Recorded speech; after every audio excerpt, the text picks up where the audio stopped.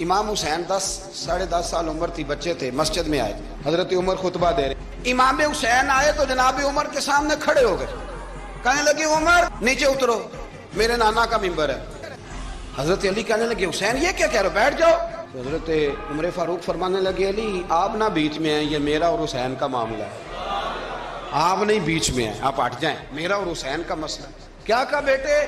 کہ عمر اترو، میرے نانا کا ممبر ہے۔ اتنا بڑا آدمی جسے کیسر و کسرا ہلا نہ سکے، جو درہ مارے تو زمین کا زلزلہ رک جائے، جو سورج کو حکم دے تو سورج چہرہ بدل جائے، وہ شخص جو دریا کو خط لکھے تو خشک دریا بہنے لگے، عمر اترو میرے نانا کا ممبر ہے۔